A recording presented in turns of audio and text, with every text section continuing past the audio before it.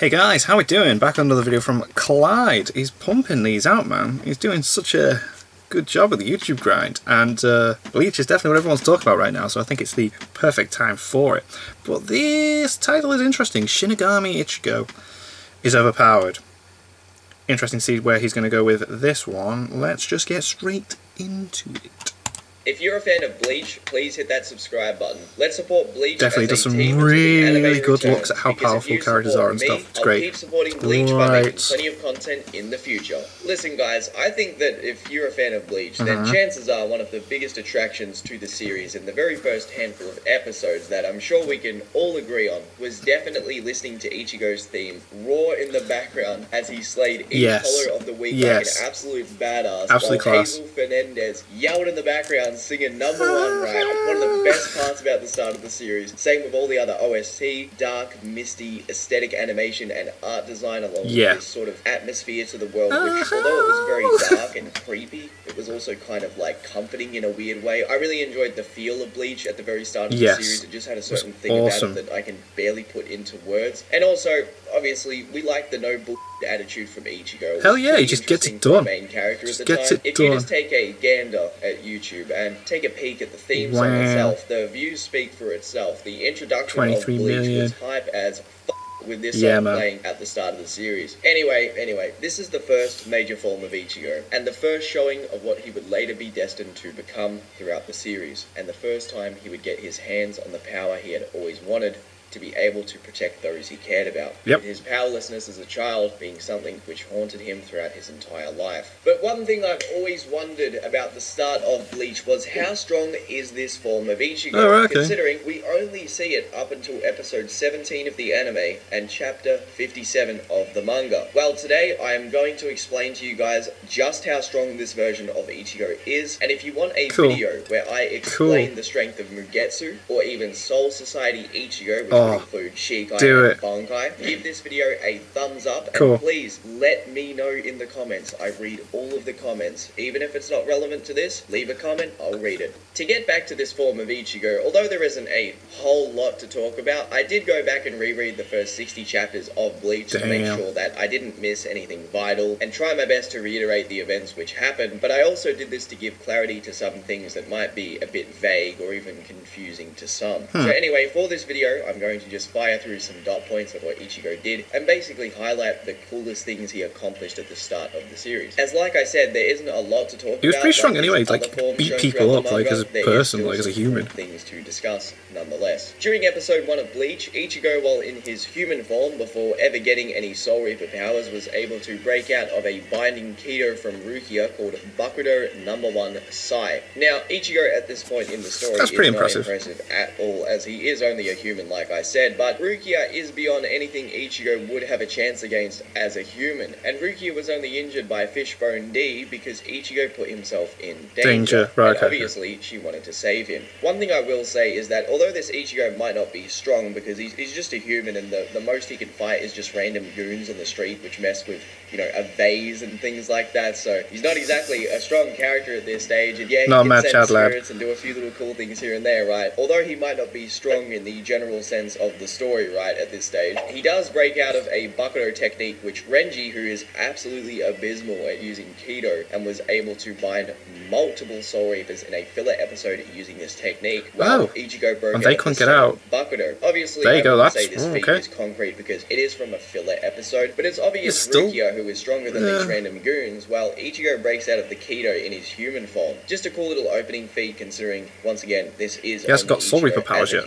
After attaining his powers from Rukia stabbing him, his body completely zapped Rukia of her powers to the degree where she only got them back when the Arrancar arc actually started. Ichigo, after sucking these powers out of her to activate his own, was able to blitz and take off an arm of Fishbone D in one move, and then one-shot Fishbone D with a serious swing. And before this, his latent Soul Reaper powers, which lay dormant, were so strong that it blocked the power of Fishbone D so much that Rukia couldn't even sense him coming towards Ichigo's house, yet Ichigo could sense him across Karakura Town and hear him roaring the entire time. To further back how strong this Ichigo is, although he was being emotionally manipulated by Grand Fisher during their battle, he did so well against Grand Fisher that he actually fled the battle before it could be ended, and before that he basically manhandled Shrieker with his bare hands, and he unconsciously used the ability to walk on air during his battle with Sora Inoue. This is something Zangetsu later points out to Ichigo and says that it's impressive because he did it subconsciously without being taught this technique. Oh wow, okay, cool. Okay, didn't that just taught himself? A Menos Grande, which Rukia states is the level that a lieutenant or higher class Shinigami would need to take care of. Ichigo proceeds to block a Seto aimed at him at point blank range after having fought 10 Apollos fast, because that's light speed. He then blocks the Zero from the Menos, slashes through said Zero, and makes the Menos Grande retreat back to Hueco Mundo. Not only is this a crazy speed feat, which arguably makes Ichigo relativistic to the speed of light in only chapter 49, that's crazy early. Attack at point blank range, and the official data books state this is a light based attack, so there you go. Lieutenants who dodge the Nagashi-on scale to Menos Grandes. This is a crazy fast feat for Ichigo at so this early on as well, Jesus. Now, something that seems to be happening in this scene is either two things. Either Ichigo is creating an amplified swing with all of his spiritual pressure, which has just been building up over time, and then he returns that strike through the Zero and is able to overpower the Menos Grande. Or what's happening is that his blade is absorbing it like a Quincy technique, considering he doesn't have an Asuchi at this point and he hasn't done any of the training with Urahara, so the only thing he would have to go off of is using Quincy type powers without actually knowing that he has it. Right? And that explains why the sword is warping, and he had just absorbed energy from a being which far surpassed him at this point in the story, right? Ichigo being able to send the Menos Grande back at this point in the story is pretty funky when it comes to scaling in Bleach, but those are the two alternatives. He's either absorbing the blast and then sending it back, or he's releasing all of this spiritual pressure in his body, which has been building up over time, and this is why his body starts freaking out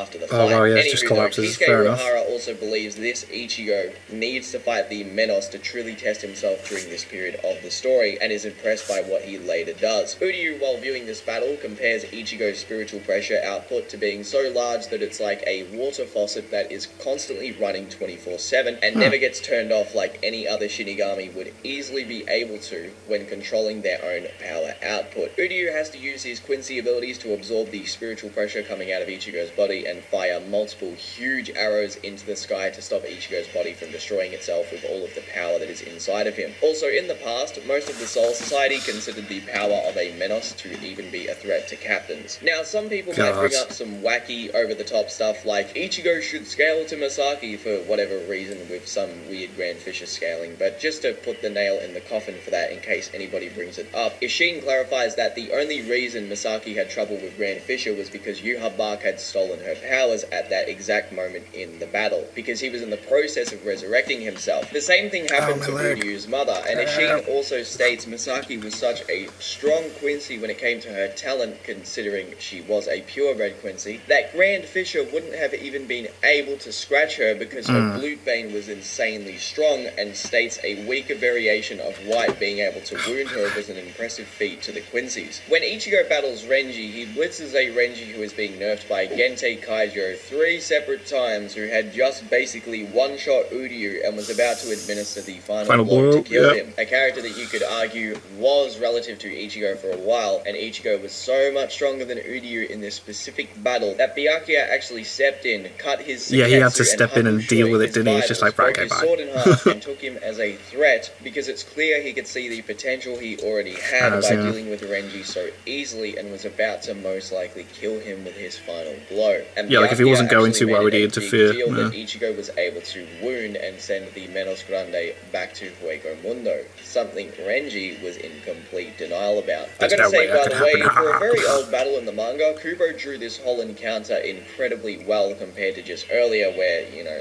look at this design, that's looking a little funky. A pretty cool little detail that later gets clarified by Ishin during his battle with Grand Fisher is when Rukia fangirls over the size of Ichigo's huge, elongated, it's so big, which is much bigger than the average Zanpakuto, let me tell you. Although this is only his base Zanpakuto, which we never see again for the rest of the series after he gets his huge Gordon Ramsay kitchen knife Shikai blade when he trains with Urahara, it is clarified that the only reason reason it appears so large is because Ichigo isn't very good at controlling really spiritual pressure, yeah. like in the Menos Grande fight, and Ishim tells Grand Fisher that if he were to let his sword get as large as he desires, he could make his sword the size of a building.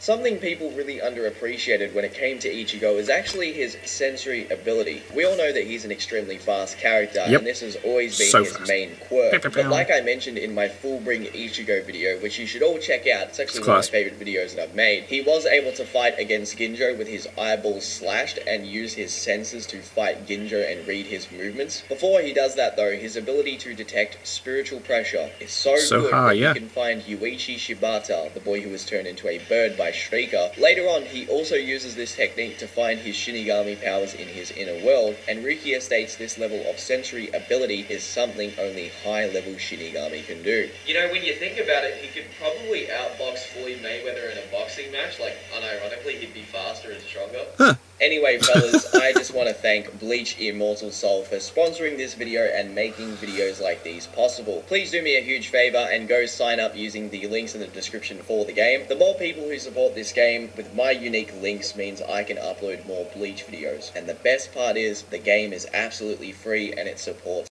Bleach. Show them how much us Bleach fans want the anime back. Also, go follow my Instagram in the description. I use it daily, and I posted a face reveal because I know you guys are weirdly obsessed with that stuff, so go follow me on Instagram. I use it all the time. I want to grow it. It'd be cool to have a big Instagram account to go alongside my channel and use that thing all the time. Cool, I'm thinking of like Discord social media so yeah, go follow those, and thank you guys for watching. You are welcome. That was a very good video. Some very, very valid points there. Like, Jesus, Ichigo did some pretty impressive stuff very, very early on. That's class. I love it. I love how he can like point stuff up and go, so if he did this, then that means... I was like, oh, cool. Anyway, thank you guys very much for watching. What did you guys think of that? What did you guys think of this? Click like, subscribe if you haven't already. Leave comments down below. Let me know what I should watch and discuss in future videos. And I'll see you guys. It's all you guys next time.